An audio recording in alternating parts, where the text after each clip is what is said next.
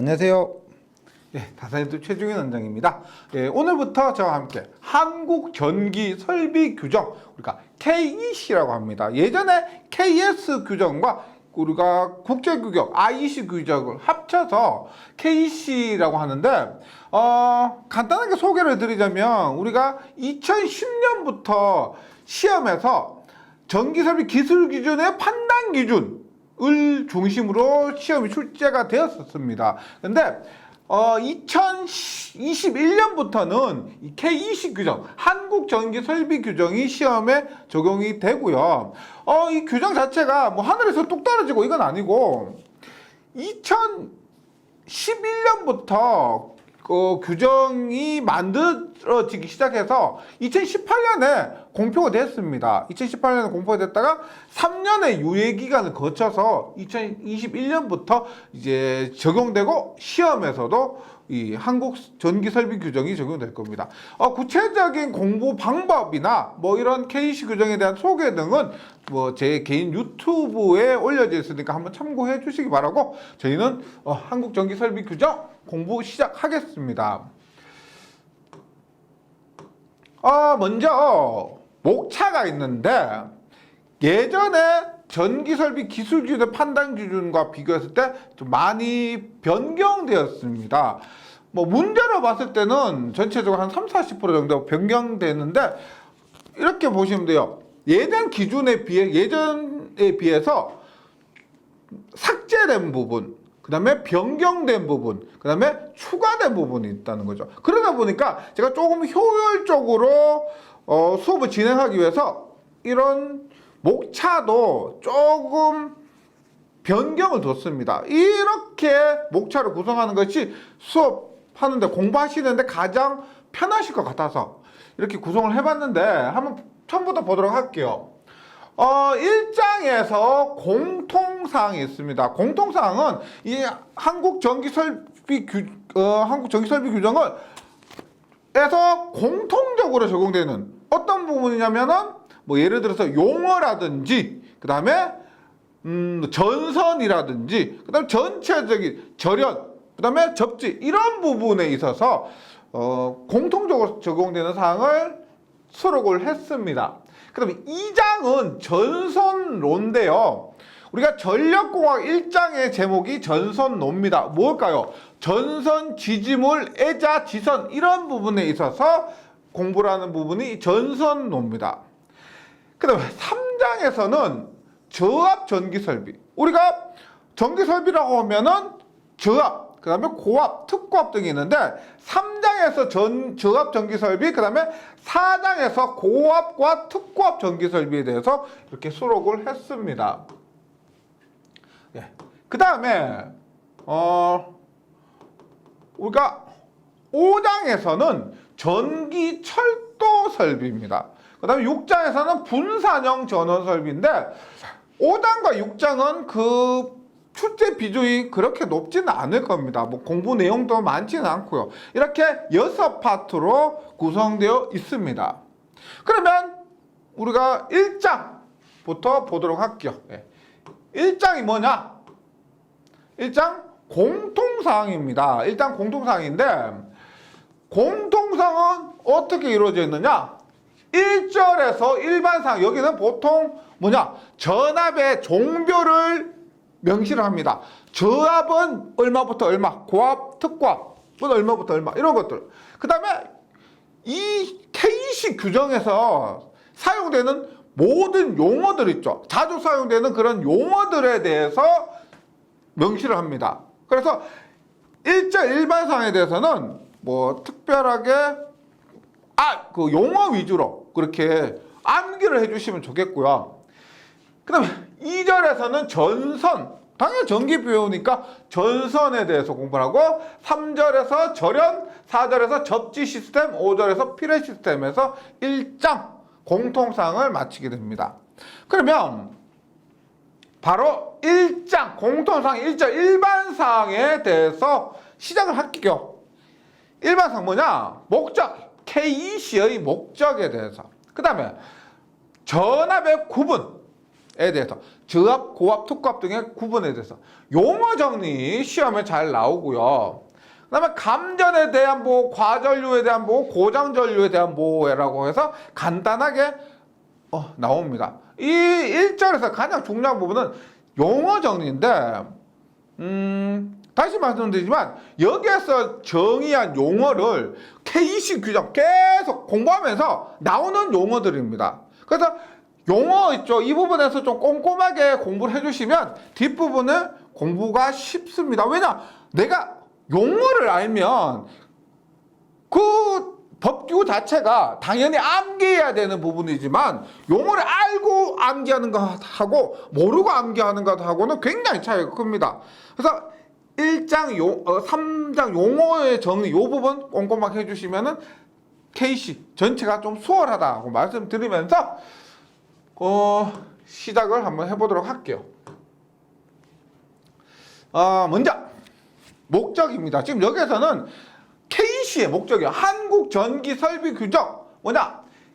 코리아 일렉트로테크니컬 코드라고 해서 KEC입니다. 얘는 전기설비 기술 기준에서 고시에서 정하는, 예전에는 전기설비 기술 기준에서 고시를 하면 전기설비 기술 기준의 판단 기준을 갖고 시험에서 출제가 되었었습니다.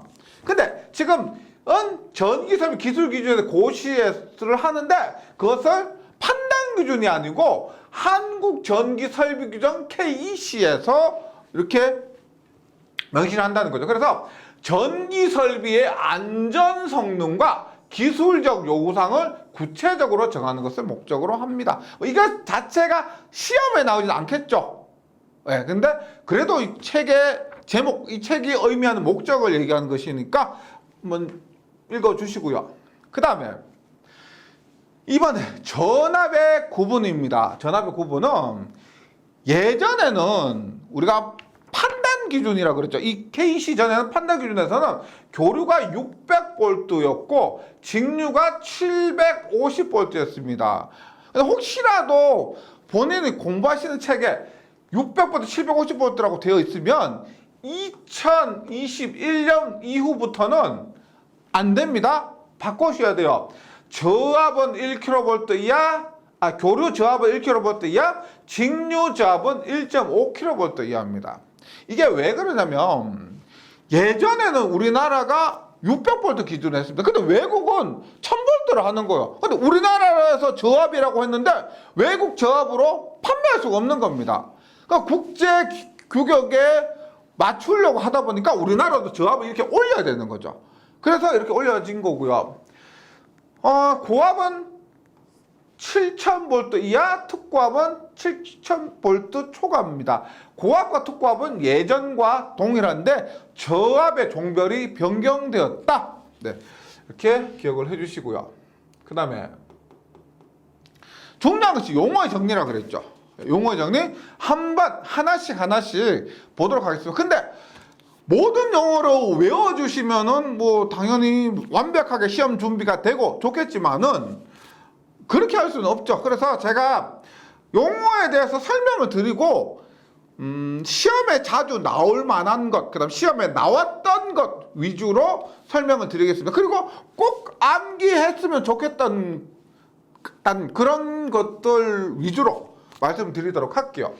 제가 만약에 약간 대충 넘어갔다 이런 것들은 공부할 때 많이 나오지 않고 시험에도 크게 나올 가능성은 적다, 이렇게 좀 이해해 주시기 바랍니다. 왜냐하면 용어들이 굉장히 많은데 모두 완벽하게 이해하시고 숙지하시려면은 많은 부담이 되실 겁니다. 그래서 제가 나름 선별한 내용들 위주로 이렇게 설명을 드릴게요.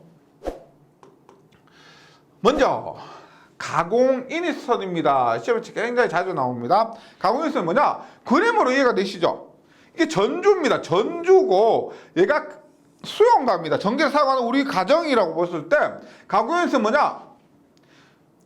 지지물에서 이렇게 가정으로 첫 번째 들어오는 이런 선을 얘기하는 겁니다. 그래서 가공전선로의 지지물로부터 다른 지지물을 거치지 아니하고 이 사이에 지지물이 없다는 겁니다. 지지물이 없다는 거. 수용장소 부침점을 이루는 가공전선은 가공인입선이라고 한다.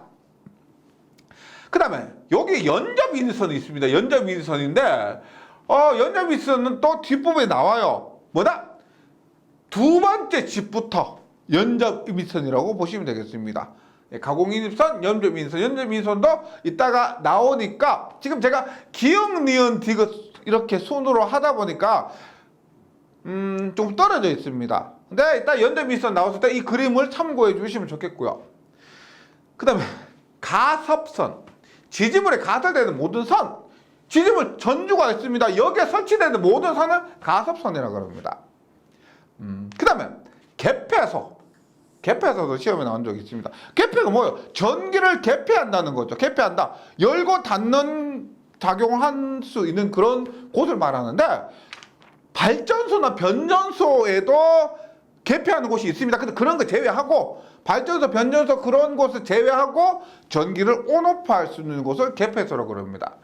개폐소 안에 시설된 개폐기비 기타 장치에 의해서 전로를 개폐하는 곳인데, 발전소, 변전소 및 이 수용장소 이외의 곳입니다. 이런 것들 기억을 해주시고요.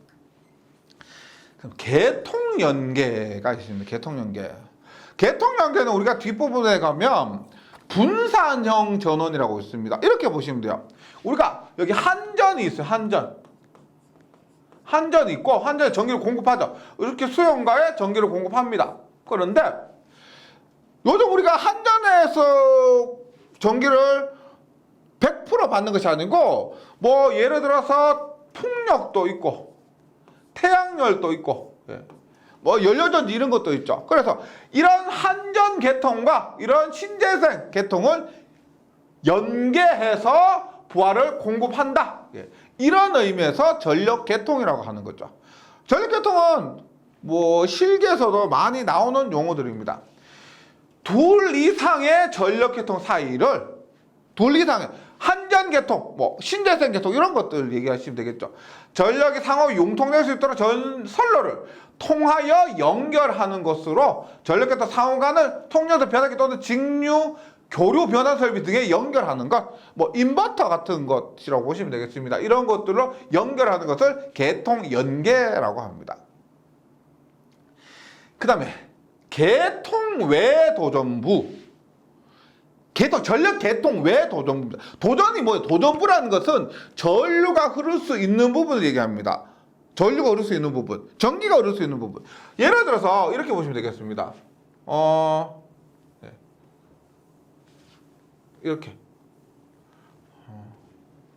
우리가 계통의 도전부라 하는 것은 외라는 말이 들어갔죠. 외라는 말이 들어갔기 때문에 전력 계통 외 전기가 흐를 수 있는 부분 어딜까요? 수도 관로, 건물의 철골 이런 부분도 전기가 흐를 수 있죠. 근데 전력 계통은 아닙니다. 여기서 말하는 것은 수도 관로, 건물의 철골 전부 다 쇠죠. 그래서 이렇게 전기가 흐를 수 있는 곳이라고 생각하시면 되겠습니다. 그래서 전기 설비 일부는 아니지만 지면의 전이 등을 전해줄 위험이 있는 도전성 부분. 도전성 부분은 전류가 흐를 수 있는 부분이라고 이해하시면 되겠습니다. 계통 접지. 이런 계통에 접지를 합니다. 근데 우리가 보통 얘기하는 이런 계통 접지는 중성점 접지. 우리가 전력공학을 배우게 되면은 중성점 접지, 직접 접지, 그다음에 소리액터 접지, 저항 접지 이런 것들이 있습니다. 이러한 접지를 보통 계통 접지라고 해요. 그래서 전력계통이 돌발적으로 발생하는 이상현상, 돌발적으로 발생하는 이상현상, 뭐 지락사고 이런 것들이겠죠. 대비해서 대지와 계통을 연결하는 것으로서 중성점을 대지에 접속하는 것. 우리가 실기시험 같은 경우는 주관식입니다. 계통 접지에 대해서 쓰지요라고 하면 이 KC에 명시된 이 내용을 최대한 가깝게 써 주셔야 된다는 거죠. 네, 계통 접지입니다. 그 다음에 고장 보호는 우리가 그냥 쉽게 생각하면 고장이 났으니까 보호한다. 그렇게 생각할 수가 있는데 KC에서 명시한 용어의 정의에 따르면 보세요. 좀 내볼게요. 고장 보면 보세요. 고장 시 기기의 노출 도전부의 간접 접촉함으로써 발생할 수 있는 위험 등으로부터 인축을 보호하는 것을 고장 보호라고 합니다. 이게 요 밑에 보면 기본 보호하고 비교를 해주세요. 고장 보호는 고장식 기계 노출 도전부. 예를 들어서 이렇게 보시면 됩니다. 우리가 전동기가 있어요. 전동기 이렇게 있어요. 뭐 전동기 이렇게 있습니다. 그런데 평소에 제가 사람이 이렇게 접촉을 하더라도 문제가 없죠. 그런데 고장이 발생했다. 그러면 여기에 전동기 외압으로 전류가 흐르게 되죠. 그래서 고장이 발생했을 때 닿으면은 문제가 발생한다는 겁니다. 이런 거 스로부터 보호하는 거. 고장식 기기의 노출 도전부, 노출되어서 전류가 흐를 수 있는 부분. 그러니까 고장이 났을 때 전류가 흐를 수 있는 부분을 고장식 기기의 노출 도전부 이렇게 얘기를 하는 겁니다. 간접 접촉 등을 함으로써 발생할 수 있는 위험으로부터 인축을 보호하는 것이고요. 기본 보호도 같이 하면 정상 운전 시입니다. 정상 운전 시. 기기의 충전부라는 것은 평소에 충전이란 전하가 충전되어 있다는 거죠. 평소에 전하가 충전되어 있는 전류가 흐를 수 있는 부분, 그런 걸 얘기하는 거죠. 직접 접촉입니다. 그래서 고장 보호는 간접 접촉, 기본 보호는 직접 접촉. 고장 보호는 고장 시, 기본 보호는 정상 운전 시. 이런 때 발생할 수 있는 위험으로부터 인축을 보호한다. 요거 한번 구분을 좀 해주시기 바라고요. 그 다음에 관등회로 시험에 굉장히 자주 나옵니다. 관등회로 뭐냐? 방전등용 안전기, 우리 형광등에도 안전기 있죠. 그런 안전기로부터 또는 뭐 방전등용 변압기로부터, 뭐 방전등용 안전기 또는 방전등용 변압기로부터 방전관까지의 전로를 관등회로라고 합니다. 요거 시험에 굉장히 잘 나오고요. 급전소도 시험에 잘 나와요. 급전소 뭐냐? 급전, 뭐 돈이 급하다 이게 아니고 급전보다 전기를 공급한다. 전기를 공급하는 지령실 같은 거예요. 그래서 전력계통 운용에 관한 지시 및 급전 조작을 하는 곳, 전력계통 운용에 관한 지시, 급전 조작하는 것이 우리가 급전소라고 합니다. 시험에 굉장히 잘 나와요. 그래서 여기 나온 거 이것도 고장보호, 기본보호도 시험에 충분히 출제될 수가 있고요. 제가 앞에서 말씀드렸던 좀 강조했던 부분들은 꼭 좀 기억을 해주시기 바라겠습니다. 그 다음에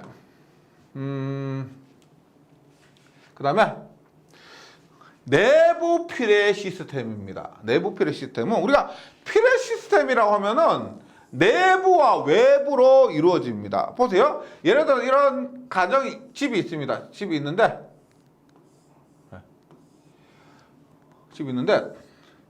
여기에 집 꼭대기에 피레침이 있습니다.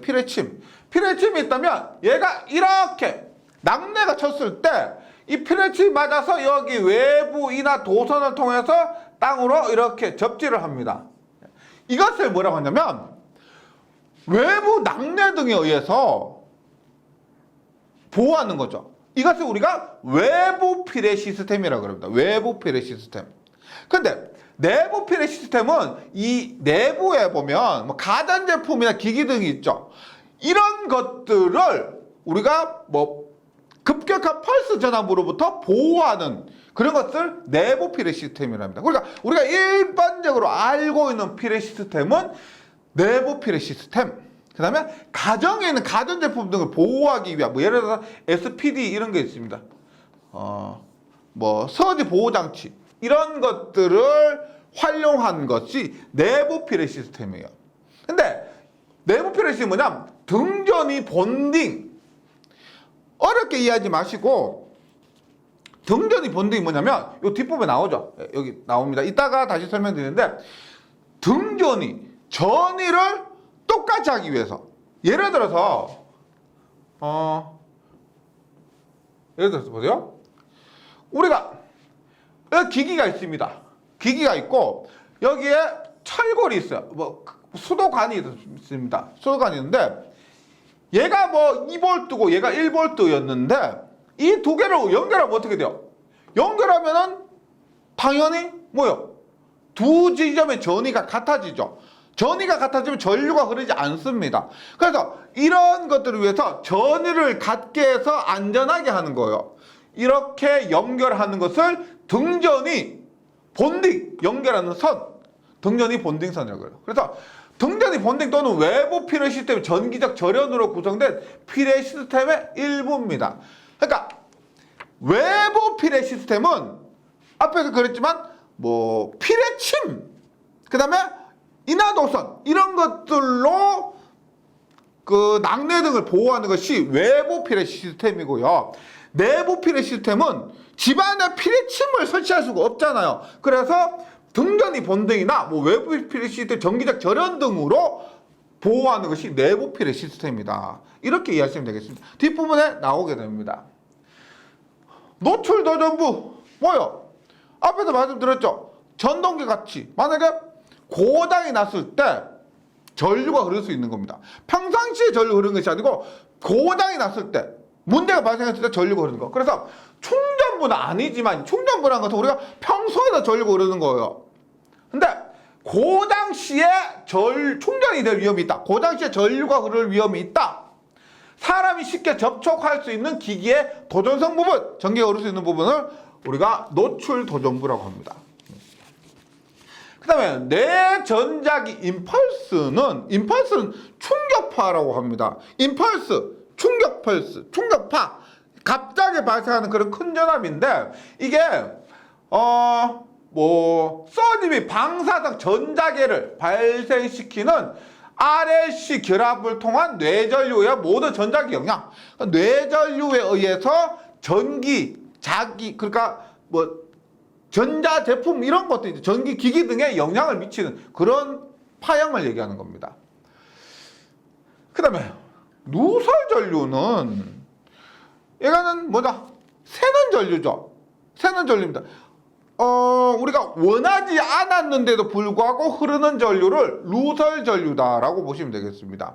그래서 전로 이외로 흐르는 전류요. 우리가 전로 자체가 우리가 전류가 흐르도록 만들어 놓는 거죠. 얘 당연히 전류가 흐르게 됩니다. 그런데 전로 이외는 당연히 전류가 흐르지 않아야 되는데 누설전류란 전로 이외로 흐르는 전류예요. 그래서 전로의 절연체, 예를 들어서 우리 케이블이 있죠. 케이블이 이렇게 있으면 여기에 구리선이 이렇게 있습니다. 구리선이 있는데 당연히 전류가 구리선 내부로만 흘러야 됩니다. 내부로 흘러야 되는데 누설전류 어떻게? 얘가 피복으로 외부로도 흘러버리는 거죠. 케이블 외부로도 흘러버리면 이러면 다 누설전류예요. 그러니까 원치 않았는데 흐르는 전류 이렇게 보시면 되겠습니다. 전련체의 내부 및 표면과 공간을 통하여 선간 또는 대지 사이로 흐르는 전류를 누설전류라고 하고 전기를 공부하다 보면 굉장히 많이 나오죠. 단독운전은 뭐냐? 단독운전은 이렇게 보시면 돼요. 앞에서 전력 계통을 제가 설명드렸을 때 한전 계통이 있고 그 다음에 한전 계통이 부하를 공급합니다. 그 다음에 태양열 풍력 이런 게 있는데 단독운전은 뭐냐면 한전에서 공급하지 않고 이런 부분 있죠. 분산형 전원에서만 전원을 공급한다. 이렇게 단독운전하는 것으로 이해하시면 되겠습니다. 그래서 전력계통의 일부가 전력계통의 전원과 정기적으로 분리된 상태에서 분산형 전원이라면 분산형 전원은 이렇게 태양열이나 풍력처럼 분리되어 있는 이런 전원 얘기예요. 에 의해서만 전압이 공급되고 있는 상태를 단독운전이라 합니다. 단순 병렬 운전은 자가용 발전설비 또는 저압 소용량 일반용 발전설비를 배전계통에 연결하여 운전하되 생산된 전력의 전부를 자체적으로 소비하기 위한 것으로 생산된 전력이 연계계통에 통전되지 않는 병렬 형태입니다. 무슨 말인지 아시겠어요? 우리가 자가용 발전설비나 저압 소용량 일반 발전설비 등이 있죠. 한전에서 공급되는 설비가 아니고 자가용 발전설비, 소용량의 이런 발전설비가 있습니다. 이런 것들을 우리가 전기가 남으면 다른 곳으로 보내줄 수도 있죠. 근데 그렇게 하지 않고 만든 전기를 우리 구역 내에서 모두 소비해버리는 겁니다. 그래서 생산된 전력의 전부를 자체적으로 소비하기 위한 목적으로 연결한 것을 단순 병렬 운전이다 라고 이해하시면 되겠습니다. 그 그 다음에 대지전압입니다. 대지전압은 우리가 이렇게 보시면 돼요. 선로가 이렇게 있습니다. 선로가 이렇게 있는데 단상 이선식이라고 볼게요. 단상 이선식에서 얘가 이렇게 접지가 되어 있다라고 하면은 접지가 이렇게 되어 있다고 하면은 보세요. 접지가 된 선로에서는 전선과 대지 사이, 전선과 대지 사이를 대지전압이라고 합니다. 근데 만약에 접지가 되어 있지 않다, 얘가 없다 그러면은 전선과 전선 사이를 대지전압이라고 합니다. 단상에서 이렇게 보시면 돼요. 그래서 접지식 전로에서는 전선과 대지 사이, 비접지식 전로에서는 전선과 그 전로 중에 임의의 다른 전선 사이의 전압을 대지전압이라고 합니다. 근데 단상 이선식에서 이렇게 보시면 되고요. 근데 삼상에서는 어떻게 하느냐?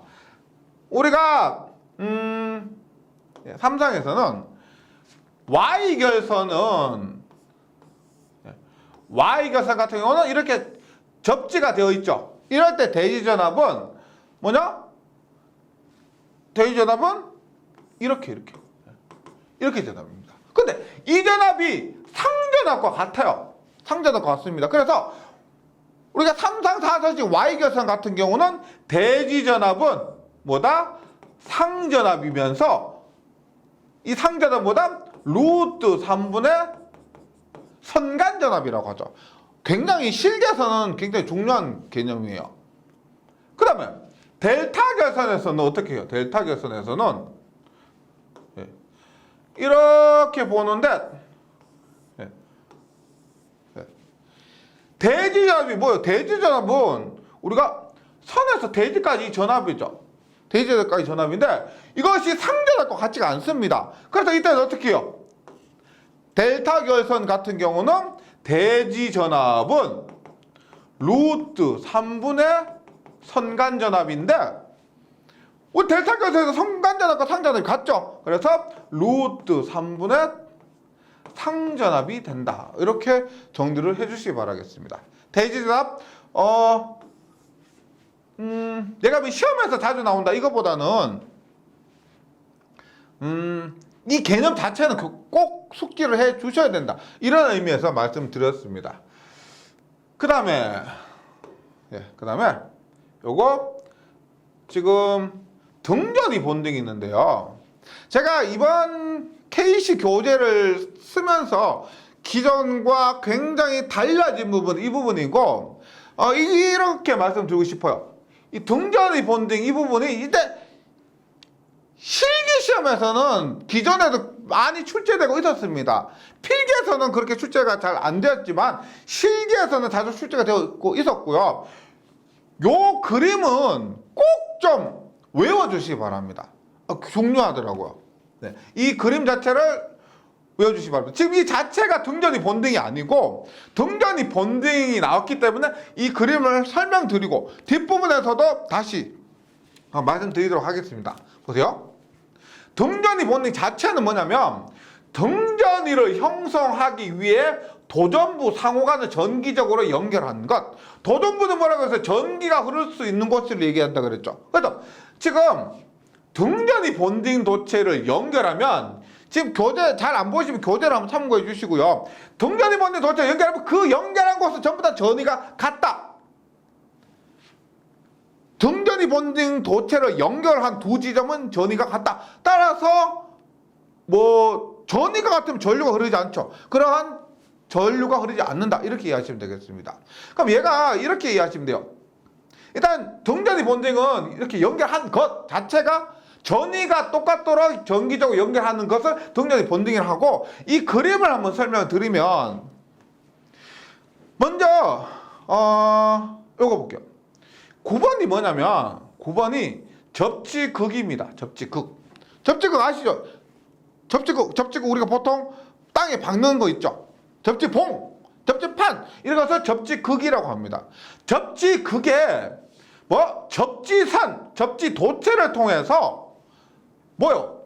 얘 3번 접지선입니다. 그 다음에 5번 얘가 뭐냐면 여기가 메인입니다. 주접지 단자 혹은 등전이 본딩 모선이라 그래요. 그러니까 모든 선들이 여기에 모이는 거예요. 모든 선들이 주접지 단자에 모이고 그 주접지 단자에서 접지선을 통해서 접지극으로 이렇게 연결하는 겁니다. 혹시 예전에 전기 공부하셨던 분들은 이런 게 있습니다. 예전에는 우리가 접지가 1종 접지, 2종 접지, 3종 접지, 특 3종 접지 이런 것도 있었습니다. 그때는 보통 단독 접지라고 보시면 돼요. 어떤 기기가 있는데 그 기기를 이렇게 연결해서 땅에 접지를 합니다. 이 접지장이 3종 접지를 했다고 하면 접지장이 100옴 이하로 해야 되는 것이 3종 접지예요. 근데 당연히 너무 무식하죠. 우리가 기기가 몇 개인데 기기마다 이렇게 접지하는 게 아니죠. 어떻게? 모든 부분을 이 주 접지 단자에 모읍니다. 모아서 얘를 접지선을 통해서 접지극으로 하나로 연결한다. 당연히 이것이 맞겠죠. 예전처럼 하나 1종 2종 3종 이렇게 하는 것이 아니라는 거죠. 이게 메인이 되고요. 그 다음에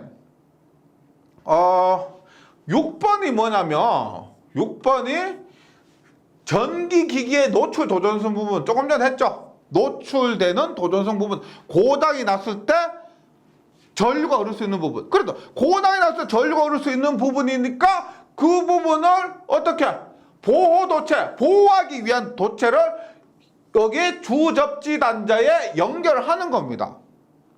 딱 연결하는 거죠. 얘도 노출 도전 부분은 보호 대처를 통해서 보호를 위한 도체를 통해서 주접지 단자 연결하고 얘도 이렇게 연결하는 거죠. 문제가 생겼다 그러면 이렇게 해서 이걸 통해서 이렇게 접촉으로 빠져버리는 거죠. 예, 이렇게 하시면 되고요. 그거 외에도 7번이나 8번은 뭐예요? 7번이나 8번은 계통 외 도전성 부분, 빌딩, 철골, 금속 이런 것들.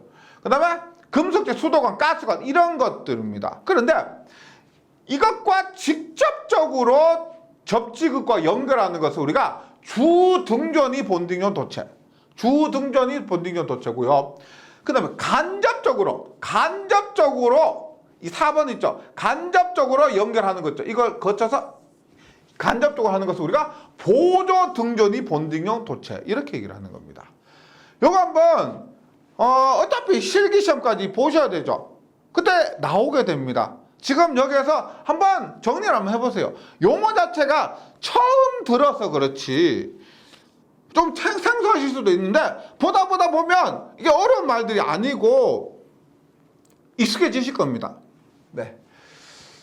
그 다음에 10번은 전기 설비 기기, IT 기기, 내부호 설비 이런 것들도 모두 주접지 단자에 연결할 수가 있다. 여기서 등전이 본딩은 주등전이 본딩, 그 다음에 보조 등전이 본딩 이런 것들이 있다는 겁니다. 그 다음에 등전이 본딩망이에요. 등전이 본딩망. 등전이 본딩망은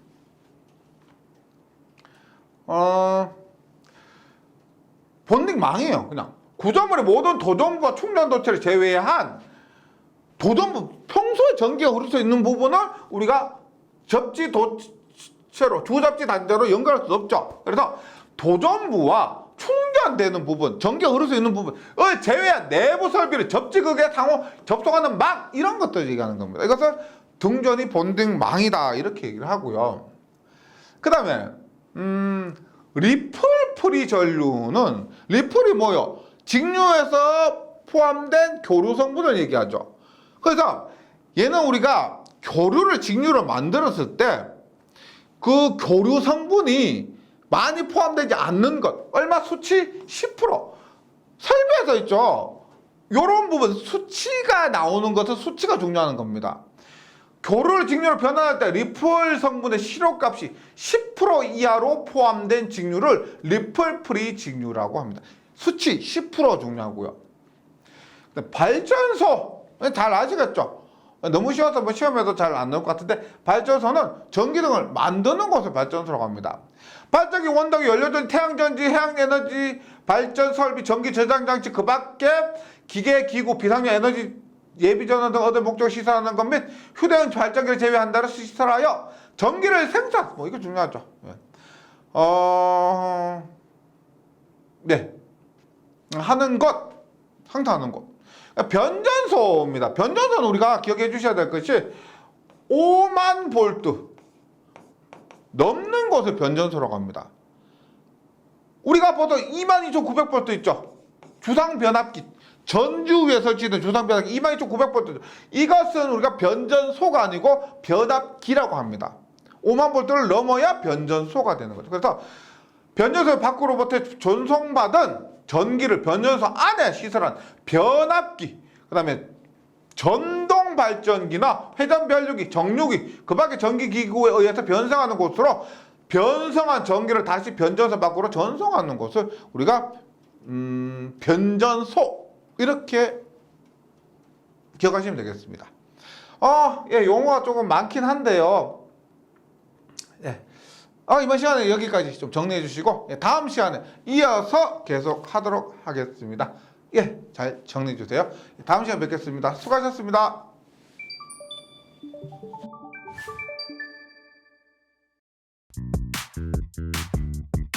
전기에 강해요 전기 자격증 나산 에듀